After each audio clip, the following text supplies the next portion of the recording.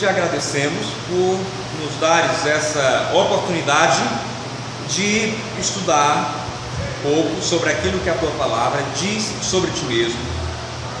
Te agradecemos por teres usado homens como Berkoff e tantos outros, que com seriedade, com fidelidade às Escrituras, sistematizaram um pouco do conhecimento que tu revelaste sobre ti mesmo. Rogamos, Senhor, que esse não seja apenas um exercício intelectual, mas que seja, sobretudo, sendo um exercício intelectual, uma oportunidade para crescermos espiritualmente e, em te conhecendo, te servir melhor, sermos mais piedosos, mais dispostos a buscar o teu reino em primeiro lugar e a tua justiça. Pedimos que sejas misericordioso para conosco e nos abençoes em nome de Jesus. Amém. Amém. Pronto, então eu coloquei os pontos principais do nosso capítulo. Nós não vamos ficar só nele, mas nós vamos tê-lo como base. Então vejam qual é o tema dessa primeira parte do tratamento de Berkoff sobre a existência de Deus, ou sobre a doutrina de Deus. Então vejam aqui, a teologia sistemática é fundamental àqueles que querem contrapor teologia bíblica com teologia sistemática. Não precisa haver contraposição nenhuma, não precisa haver essa, para assim dizer, esse embate ou essa hostilidade da parte de quem estuda, lê, aprecia a teologia bíblica contra a teologia sistemática. Até porque, embora no caso do que a gente está estudando aqui seja teologia sistemática, a teologia sistemática parte também da teologia bíblica ou do trabalho do teólogo bíblico. E há muitas vantagens da teologia sistemática, em algum sentido, em relação à teologia bíblica, justamente pela ideia de sistema. Então, a ideia de sistema é fundamental. A teologia sistemática, que é também chamada de teologia dogmática. Então, Berkoff começa o seu tratamento sobre o assunto tratando sobre o lugar da doutrina de Deus na dogmática, certo? E aí ele fala sobre a importância de começar o estudo da teologia sistemática pela doutrina de Deus. Há teólogos que preferem seguir o esquema da confissão de fé, que começa a tratar sobre a teologia a partir da Bíblia.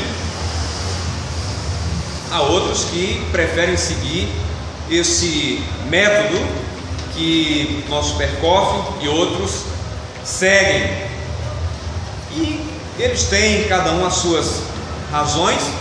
No caso de Berkoff, a razão dele é justamente o fato de que parece mais lógico. Ele diz que é mais lógico começar a doutrina de Deus, ou seja, começar o estudo da teologia sistemática com a doutrina de Deus, porque essa é sendo uma das razões, a admissão de que a teologia é o conhecimento sistematizado de Deus, de quem, por meio de quem são todas as coisas, como ele diz aqui na primeira página. Todo conhecimento, teologia é o conhecimento sistematizado de Deus, de quem, por meio de quem, para quem são todas as coisas. Agora, eu falei para vocês que há várias teologias sistemáticas. Eu mostrei para vocês a primeira, para assim dizer, teologia sistemática de que se tem notícia, que é a teologia de Orígenes, sobre o princípio. Essa, ainda que de forma um tanto, vamos dizer, a gente não espera que Orígenes dê o mesmo tratamento aos vários temas teológicos que, por exemplo, Rod dá, o que Calvino, ou o próprio Berkhoff, ou Abrockel, um teólogo holandês chamado Wilhelmus Abrockel. Eu ia trazer um exemplar da teologia dele em 4 volumes, mas já tinha muita coisa para trazer, não trouxe. Ou quem mais a gente podia? John Gill, a teologia sistemática de John Gill, que eu tenho também em casa, se não me engano são 2 ou 3 volumes. Enfim, nunca vi essa teologia sistemática por aqui. John Gill era batista. Então, há várias definições sobre o que seria teologia sistemática. Eu peguei uma de John Lafayette Girardot. Ele é descendente de huguenotes franceses. Os americanos pronunciam assim o sobrenome dele, Girardot. Talvez, de maneira portuguesada, acho que pudesse ser Girardot. Girardot diz o seguinte sobre o que seria a teologia sistemática. Teologia é a ciência da verdadeira religião, ou seja, da religião cristã. É uma organização sistemática das afirmações doutrinárias, dos eventos históricos, das profecias, dos preceitos, promessas e ameaças, enfim, de tudo que concerne a verdade ou religião cristã. Ele diz isso no livro Discussões de Questões Teológicas. Há outro teólogo que é bastante conhecido, ele diz o seguinte, o Millard Erickson, ele diz o seguinte: teologia é sistemática, ela não examina cada livro da Bíblia separadamente, mas procura juntar em um todo coerente o que toda a Escritura afirma sobre dado tópico, tal como o pecado do homem. Aquele livrinho amarelo dele, Introdução à Teologia Sistemática. O Wayne Grudem também, vocês conhecem, ele diz o seguinte: teologia sistemática, cuidadosamente organizada em tópicos, é qualquer estudo que corresponda à pergunta: o que a Bíblia como um todo nos ensina hoje acerca de qualquer tópico? Certo? Na verdade, o Wayne Grudem está citando John Frame, que tem também um livro, A Doutrina do Conhecimento de Deus. Então veja que há várias, essas são apenas algumas, há várias outras definições do que seria teologia sistemática. A gente podia passar desde Orígenes, tentar levantar em Orígenes o que seria a teologia sistemática, mas também Agostinho, João de Damasco, Santo Isidoro de Sevilha, Pedro Lombardo, que escreveu os 4 livros das sentenças, livro que Calvino leu. Calvino, até, se eu não me engano, Tomás de Aquino. Os 4 livros da sentença de Pedro Lombardo era a grande teologia sistemática. Pedro Lombardo. Então, não confundir com Pedro Abelardo. Tem Pedro Abelardo do filme Em Nome de Deus, estava envolvido na questão dos assim chamados universais, ou a querela dos universais, mas aí é mais uma questão filosófica que tem repercussões na teologia. Então vejam, apenas para complementar, para assim dizer, ou apenas para mostrar que além dessa definição de Berkhoff, há outras, não necessariamente incongruentes ou em oposição umas às outras, mas apenas para que vocês saibam que, de fato, não há apenas uma ideia única sobre o que seria teologia sistemática, embora em linhas gerais seja isso. Em linhas gerais eles estão dizendo a mesma coisa. Então vejam, Berkhoff diz ainda o seguinte: o primeiro capítulo da teologia trata diretamente sobre Deus, enquanto que as partes subsequentes tratam de Deus de maneira mais indireta. Então, o estudo da teologia começa com 2 pressuposições: primeiro, que Deus existe; segundo, que Ele se revelou em Sua palavra. Então, essa é uma das diferenças da teologia reformada, é que ela acredita não apenas na primeira pressuposição, a de que Deus existe, mas que ele se revelou em sua palavra divina. Claro, não são só os teólogos reformados que vão dizer isso, mas a maneira como os teólogos reformados tratam essa pressuposição é que faz toda a diferença, uma vez que se parte da ideia de sola escritura, como os nossos teólogos de Westminster reconheceram. Quanto à pergunta qual o ensino principal das escrituras, eles dizem: o ensino principal das escrituras é justamente esse, ou seja, ele consiste em duas partes. O que a Bíblia, aquilo em que nós devemos crer a respeito de Deus, é a primeira coisa. A gente tem a liberdade de crer no que quiser? De modo nenhum. Eu posso inventar, eu posso basear o meu conhecimento de Deus na minha experiência? De modo nenhum. Eu tenho a Bíblia, ou seja, se a Bíblia é a palavra de Deus inspirada, inerrante, infalível, tudo que eu vou afirmar sobre Deus, eu tenho de procurar fundamento justamente em sua palavra, certo? A outra coisa que a Bíblia ensina é justamente o que Deus requer de nós, ou seja, o que é que Deus exige de mim? O que é que eu devo fazer como cristão? Será que, como é que eu devo viver agora que eu sou cristão? Como deve ser a minha postura? Como é que eu devo, à luz do que eu sei, à luz do que a Bíblia me diz, como eu devo reagir? Então, Berkhof diz que, por essa razão, não nos é impossível começar o estudo de Deus a partir das Escrituras. Certo? Bom, vejam só, Berkhof se detém aqui nessa questão da existência de Deus. Ele contrasta também essa compreensão de que o conhecimento de Deus que nós o obtemos das Escrituras.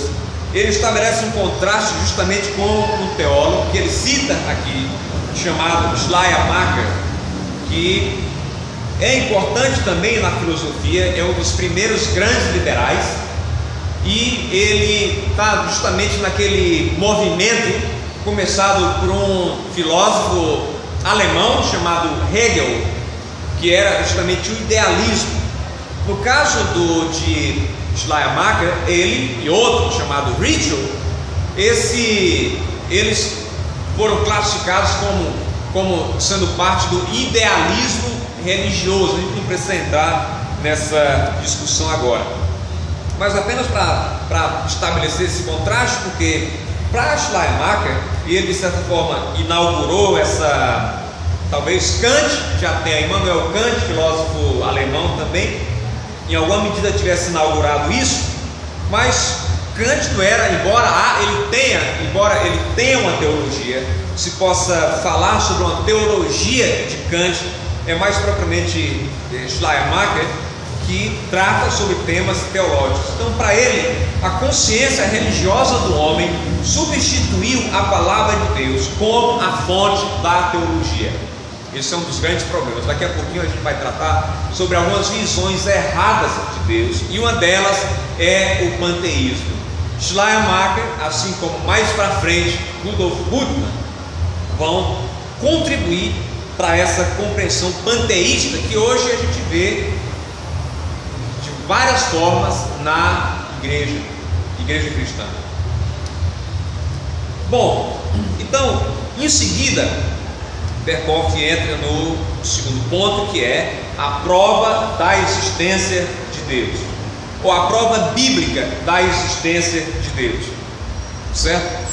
Então, como ele já havia afirmado, para nós a grande pressuposição, a existência de Deus, quando se pensa sobre a existência de Deus, ou propriamente dita, a existência de Deus é a grande pressuposição da teologia. Não há sentido em falar da existência de Deus, ou melhor, do conhecimento de Deus, se não se admite que Deus existe.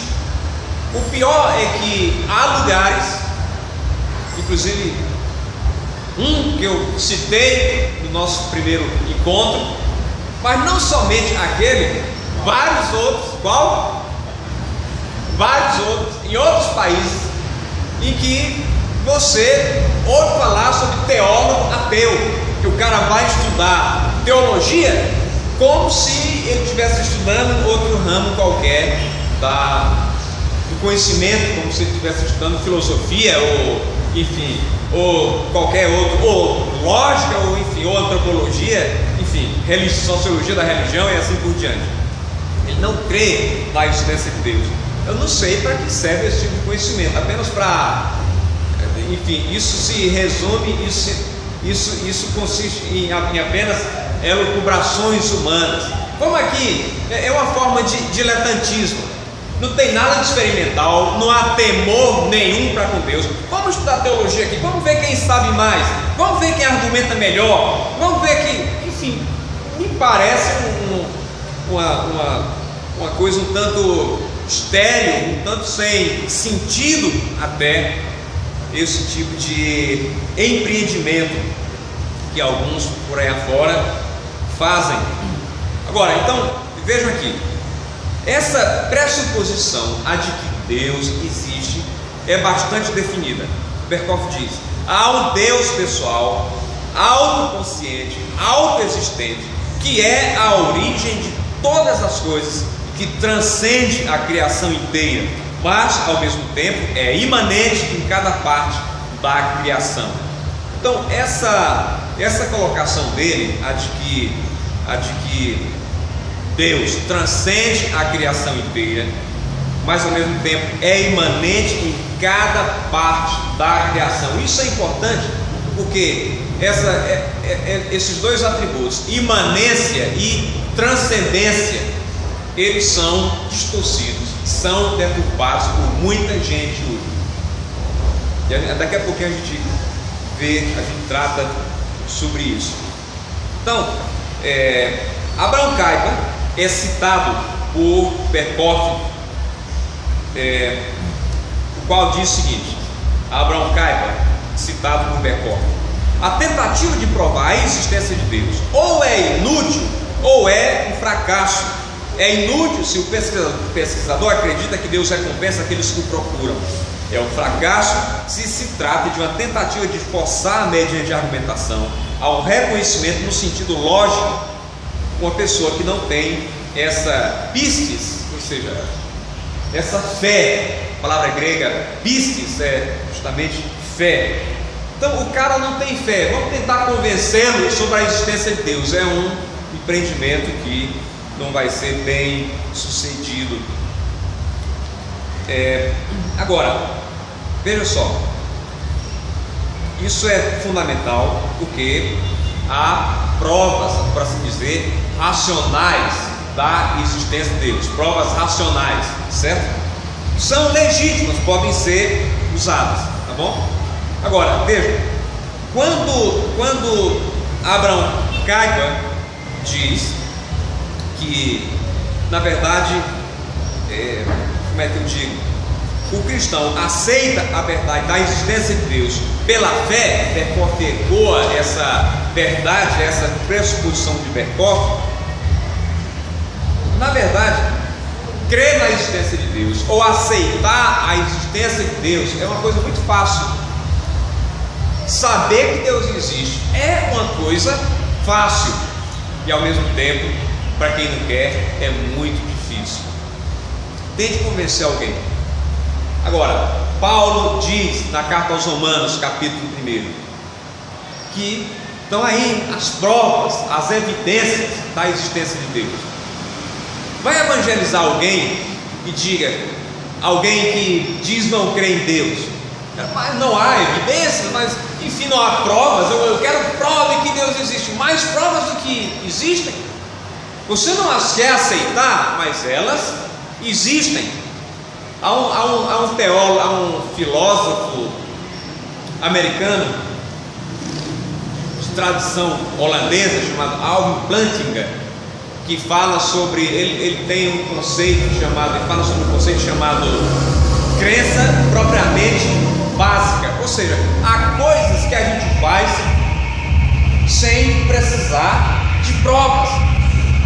Até o ateu, há coisas que ele faz continuamente sem exigir provas. Aqui nesse livro de John Frame, Apologética para a Glória de Deus, ele diz o seguinte, ele fala o seguinte, sobre, citando Alvin Plantinga, esse prega me desconcentrou. Ele diz o seguinte, ele cita Alvin Plantinga e depois ele fala,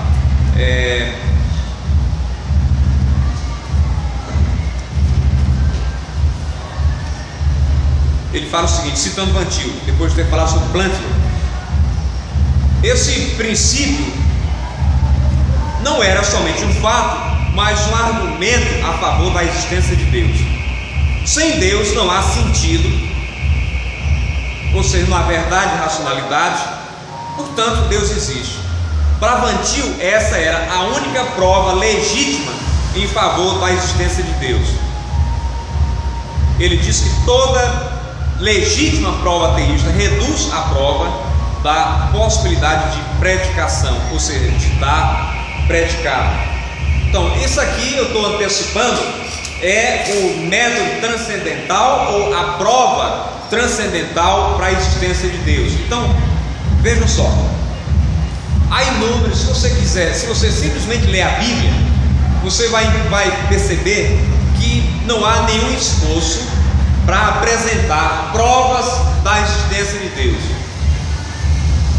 O pessoal do pré-suposicionalismo, que é a posição que eu adoto, eles afirmam justamente isso. Ou seja, você pega Isaías 40, simplesmente se assume, se pressupõe a existência de Deus, como Berkhoff diz no início.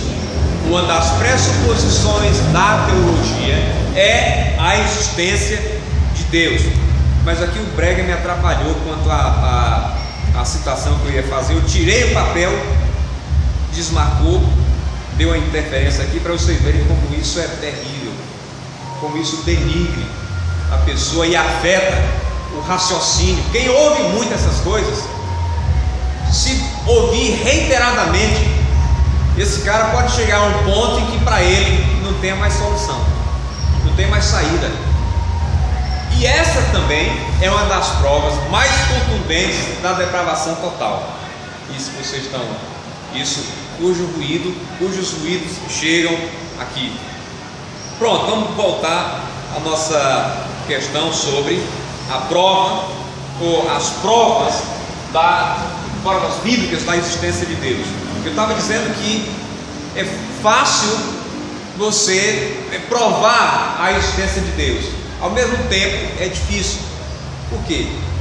Porque o homem em pecado não quer aceitar, não quer se sujeitar ao conhecimento que Deus revelou sobre si mesmo. Então vejam só, essa revelação de Deus constitui a base da nossa fé na existência de Deus e a torna uma fé inteiramente razoável. Separar fé de razão, ciência de religião e mais propriamente fé de razão é um empreendimento um tanto inócuo, porque não há nenhuma incompatibilidade entre fé e razão. É a partir do iluminismo, a partir de um filósofo chamado Immanuel Kant, que se tem essa... Mas na Idade Média já se prenunciava que isso aconteceria. Houve alguns teólogos que já prenunciaram isso, mas essa é uma separação completamente espúria, sem sentido e vazia, porque a fé cristã, na verdade, é inteiramente razoável. Ainda que alguma coisa ou outra nós não entendamos, a gente pode confiar, a gente pode crer, porque a nossa base é Deus, nós cremos em Deus, é confiável, é razoável confiar em Deus. Então, dito isso, vamos ver rapidamente a questão da negação da existência de Deus. Quando se nega a existência de Deus, isso também nos ajuda em nossa apologética, em nossa defesa da fé e em nosso evangelismo. Quando se nega a existência de Deus, se faz isso apesar de toda a revelação de Deus, apesar de todas as evidências, apesar do que diz o Salmo 19, apesar do que nos diz o primeiro capítulo de Paulo, da carta de Paulo aos Romanos. Apesar daquilo, se faz isso, ou seja, se não crê em Deus, apesar daquilo que alguns chamam de sensus divinitatis, ou senso da divindade, ou do que Berkhof chama de semen religionis, ou semente religiosa. Então ele diz que há uma negação absoluta da existência de Deus. Os que negam de maneira absoluta a existência de Deus são os assim chamados ateus práticos, primeiro, e segundo, os ateus teóricos. Eu tenho um livro chamado Ateus Práticos. Esse livro, enfim, ele aborda a questão mostrando que o cara pode ser ateu prático mesmo estando na igreja, certo? Mesmo defendendo em alguma medida a ortodoxia cristã, mas é ateu prático. Quem é o ateu prático? Ele diz que são pessoas religiosas, pessoas que na vida prática não contam com Deus, vivem como se Deus não existisse. Eles não negam a Deus, não há um processo intelectual que eles fazem ou no qual eles se engajam para negar a existência de Deus, mas eles vivem como se Deus não existisse. É o cara que pode ir, ouvir, pode assentir, concordar intelectualmente com aquilo, pode cantar, pode orar até, mas na prática vive como ateu. As igrejas estão cheias desse tipo de gente. Agora, há os ateus teóricos que são de um tipo mais intelectual e baseiam a sua negação de Deus num processo de raciocínio. Mas mesmo nesse caso, a gente pode dizer, como Douglas Wilson, no debate que ele teve com Christopher Hitchens, ele diz num dos capítulos o seguinte: o ateu é o cara que diz que Deus não existe, mas que o odeia. Deus não existe, mas ele o odeia. Ou como aquele ateu barulhento e inconsistente. Na verdade, chamar ateu de inconsistente é um pleonasmo, né? Todo ateu é inconsistente. O ateísmo, segundo a prova, segundo o argumento transcendental para a existência de Deus, se auto-refuta. Então vejam só, Berkhof prossegue para dizer o seguinte: o ateísmo resulta do estado moral pervertido do homem e do seu desejo de fugir de Deus. É por isso que ele nega a existência de Deus. Ele faz isso porque ele odeia. Ele faz isso naquele filme. Há várias coisas que eu questiono no filme Deus Não Está Morto. A metodologia apologética dele, certo? É uma das coisas. Ele reflete uma visão cristã que é contemporânea, é o típico evangelicalismo, que não se preocupa muito com doutrina, ou culto, enfim, louvozão, essas coisas, show, enfim. Mas uma das coisas interessantes no filme, entre outras, é justamente aquela discussão entre o aluno e o professor de filosofia, em que no confronto final o professor de filosofia admite que odeia a Deus porque a mãe dele morreu.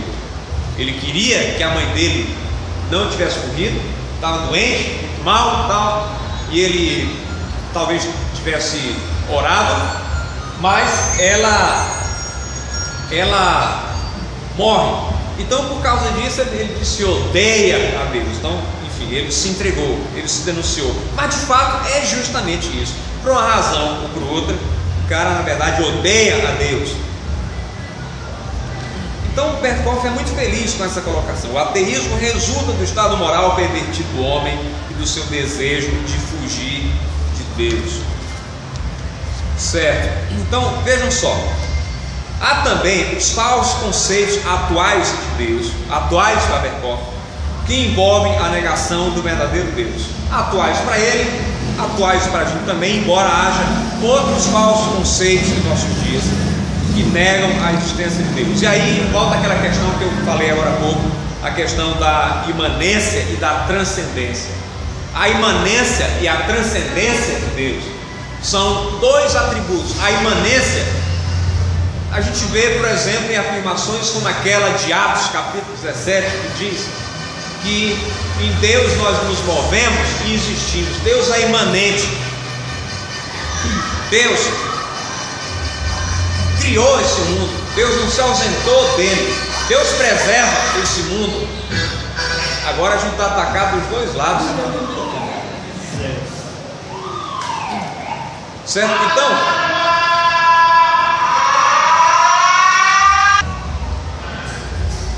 Então, é nessa parte que Berkhoff vai falar sobre monismo filosófico, sobre pluralismo, sobre os vários conceitos errados que há sobre Deus.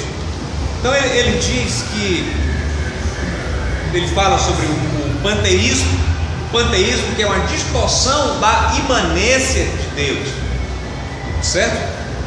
E fala também sobre o teísmo, que é a distorção, a deturpação da transcendência. Imanência e transcendência são ideias que têm, evidentemente, embasamento bíblico.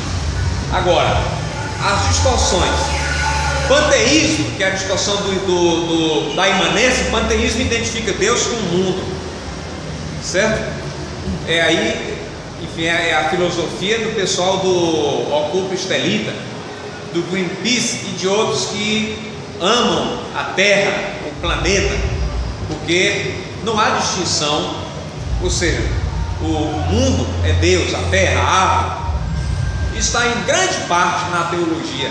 Quando um cara como Leonardo Boff fala sobre a teologia da libertação, que já era uma aberração, abandona uma droga e cai na outra, e aí ele vai falar sobre a ecologia da libertação, e aí vem uma árvore, se abraça a árvore, então fala sobre a terra como a grande mãe, enfim. Agora, há também outra compreensão errada, herética, é o pluralismo, que por trás da qual viria a ideia de um Deus finito e pessoal, e também a ideia de Deus como a personificação de uma ideia, de uma simples ideia abstrata, que é a ideia prevalecente no liberalismo teológico. Mas não só no liberalismo teológico.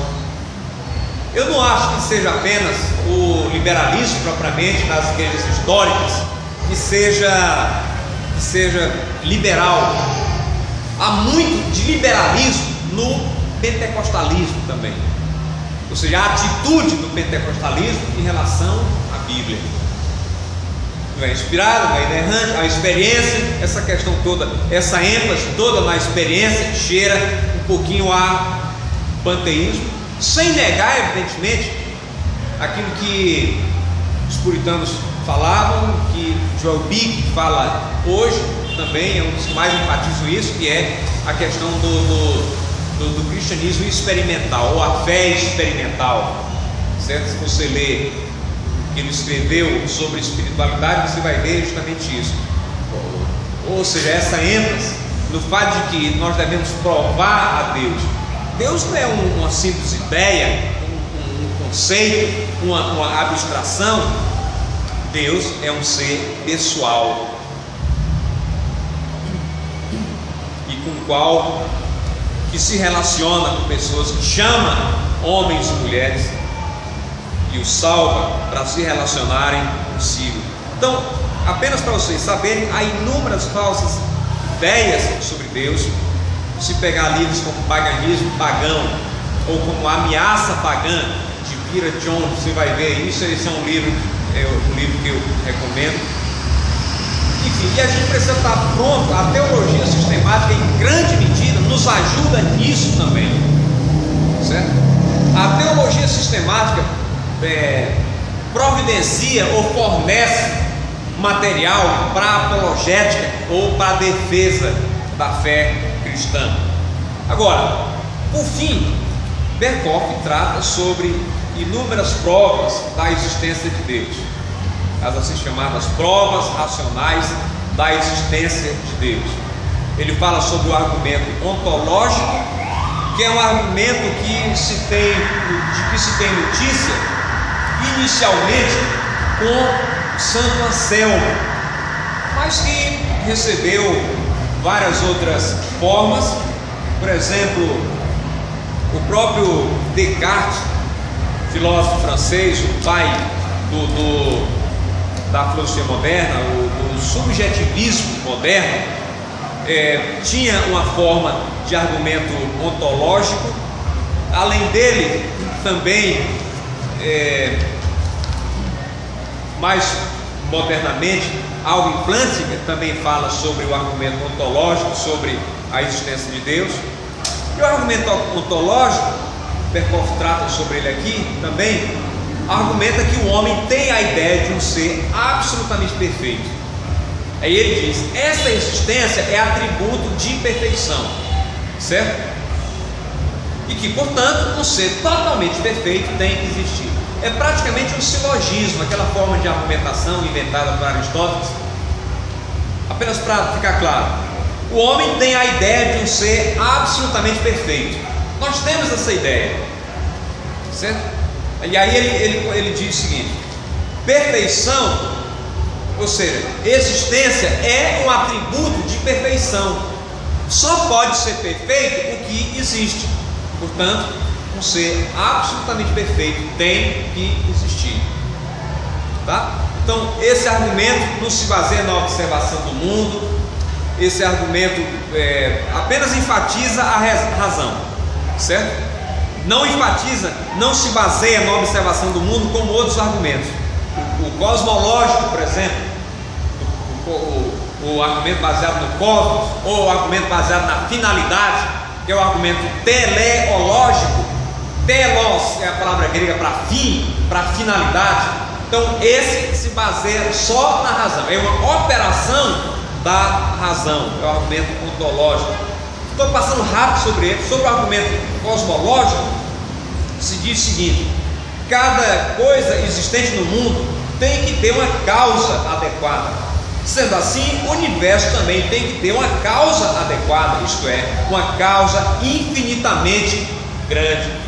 Então, esse é o argumento, é o principal argumento que o filósofo cristão William Lane Craig usa na sua forma chamada de calamo, argumento cosmológico calamo. É um argumento que tem ganhado força, que tem se tornado mais conhecido, principalmente pela atuação desse filósofo chamado William Lane Craig. O argumento teleológico diz que em toda parte do mundo, revela inteligência, ordem, harmonia e propósito. E assim implica a existência de um ser inteligente e com propósito. Daí se chama o argumento de teleológico, quer dizer, é o argumento do propósito ou o argumento da finalidade. Há o argumento moral. O pressuposicionalista pode usar esse argumento também, de alguma maneira, porque sem Deus não se pode provar, sem Deus não há uma base objetiva para a moralidade. Deus não existe? Bom, se o ateu, para quem Deus não existe, e ao mesmo tempo defende questões morais, ele é incoerente. Ele não pode fazer isso baseado em sua própria visão de mundo. Ele não acredita em Deus. A moralidade é o que cada um pensa, não há uma base transcendente bíblica. Não acredita na Bíblia, não acredita em Deus, certo?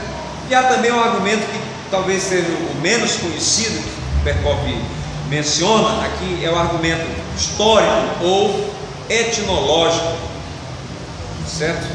Que diz o seguinte: entre todos os povos e tribos da terra há um sentimento religioso que se revela em cultos exteriores. Visto que o fenômeno é universal, deve pertencer à própria natureza do homem. E se a natureza do homem naturalmente leva ao culto religioso, isso só pode achar sua explicação num ser superior que constitui o homem um ser religioso. De certa forma, é o senso divinitatis. Todo mundo tem senso de Deus, ou assim chamado semen religionis, a semente religiosa que está implantada em todo ser humano. Agora, o argumento que eu considero por ser um estudante do pressuposicionalismo e por ter abraçado essa visão é justamente o argumento defendido por Van Til. Já tinha sido usado antes. Alguns dizem que Tomás de Aquino falou de alguma maneira sobre esse argumento, Tomás de Aquino principalmente, mas também no século XVIII esse filósofo alemão chamado Immanuel Kant também escreveu um livro sobre o assunto. Se não me engano, o título é O Único Argumento, a única prova ou argumento possível para a existência de Deus. Se não me engano, não me lembro agora se o título exato é esse, mas eu tenho esse livro, já li. E Cornelius Van Til aprimorou, refinou esse argumento. E esse argumento Berkhoff não usa, não menciona aqui, porque Van Til era um estudante na época de Berkhoff.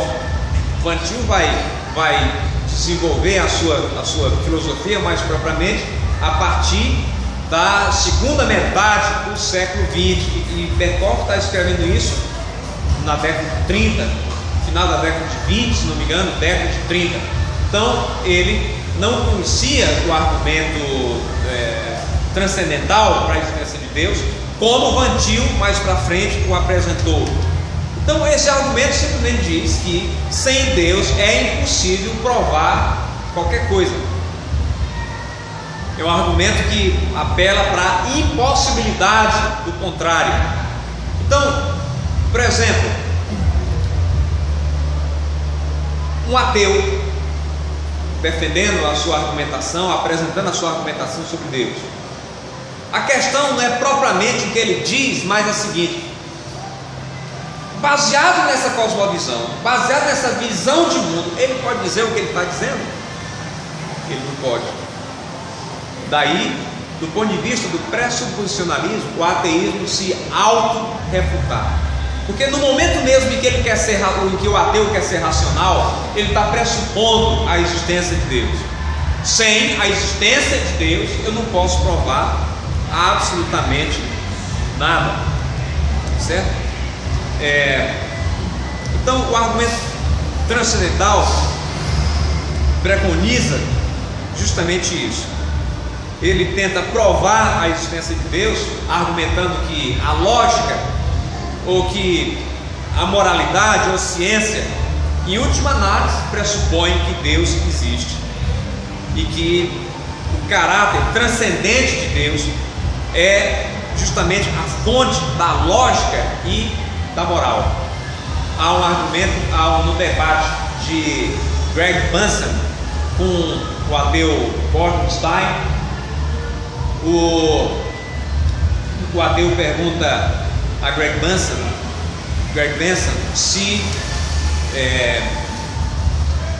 ele podia falar sobre alguma outra coisa que não fosse imaterial além de Deus. Aí diz: as leis da lógica. As leis da lógica. Antes ele perguntou: as leis da lógica são materiais ou imateriais? Aí ele teve de concordar que as leis da lógica são imateriais. Você toca nelas, você as pega. E aí mais para frente, isso é uma armadilha, mais para frente ele pegou o ateu. E bom, se você acredita que as leis da lógica são imateriais, por que você não acredita na existência de Deus? Então o argumento todo é muito interessante. E esse livro aqui é um livro que, embora o autor John Frame embora ele não concorde com tudo que o mestre dele, o professor dele ensinava, Van Til, em linhas gerais ele ensina, ele é também um pressuposicionalista. Então veja, basicamente esse argumento transcendental para a existência de Deus, parte justamente disso. Você pega Doug Wilson, do livrinho Futuros Homens. Eu assisti um debate dele com o Doug Wilson, e que ele levanta também essas questões, ou seja, e justamente no seminário onde Van Til ensinou depois, foi o seminário teológico de Westminster. Então, no debate lá nesse seminário com Christopher Hitchens, ele fala justamente isso para os que estavam assistindo o debate. Ele diz o seguinte, que a gente tem, usando esse argumento, essa metodologia, a gente tem que perguntar pelas pré-condições para qualquer tipo de afirmação. Quais são as condições? O que é que eu estou pressupondo para fazer aquelas afirmações? Quais são as pré-condições para qualquer tipo de afirmação? Aí ele diz: no debate é necessário fazer duas coisas. Primeiro, não apenas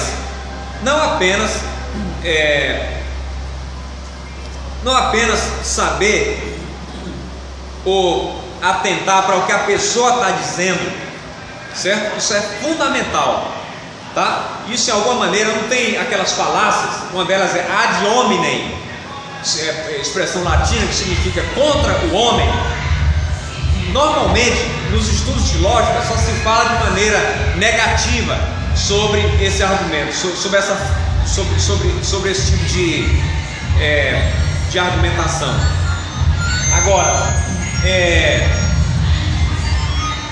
pode que já era as interferências. Bom, então o barulho já começou, deu para pegar a ideia, né? Ou seja, sem Deus não se pode provar absolutamente nada. Lógica não faz sentido, é Deus que dá sentido ao mundo, é Deus que torna o mundo inteligível. Então, eu termino agora falando sobre o que Berkhof diz aqui no primeiro volume das Institutas da Religião Cristã a respeito do propósito da teologia. Qual é o propósito da teologia? Ele, em outras palavras, diz que é gerar piedade. Não é para encher, não é pura e simplesmente para encher a nossa mente de informações. É para nos levar a confiar mais em Deus. Aqui eu estou ampliando, eu estou colocando nas minhas próprias palavras. É para me levar a ser generoso, me importar com o outro, ou seja, é para gerar piedade. Isso é o propósito da teologia, ou um deles, ou um dos principais deles. E não somente encher a minha mente de informações, certo? E aí, para, enfim, mostrar ainda o quanto a teologia é importante, J.I. Packer, há uma palestra que ele profere, que ele diz: teologia é para cada um. Ele diz as razões por que teologia é para cada um. Pode cortar aí? Certo, então é basicamente isso. Teologia é para cada um. Por isso eu digo, não é para homem só, é para meninas, para mulheres em geral, para todo mundo. Ninguém pode prescindir da teologia. Ninguém pode prescindir do conhecimento de Deus. Conhecer a Deus é uma das coisas mais necessárias, uma das coisas mais nobres, uma das coisas mais urgentes, é uma das coisas mais importantes que você e eu devemos fazer. Eu tinha separado aqui algumas citações que Packer faz, mas eu vou deixar isso para outra ocasião. Pronto, então é isso aí. Alguma questão? Eu queria fazer uma pergunta para essa moça aí. Pronto, esse negócio aí.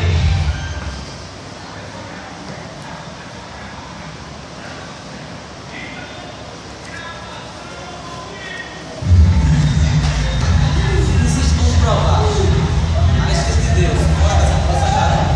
Bora o quê? Existe como provar a existência de Deus fora das Escrituras Sagradas? Desculpa, repete aí.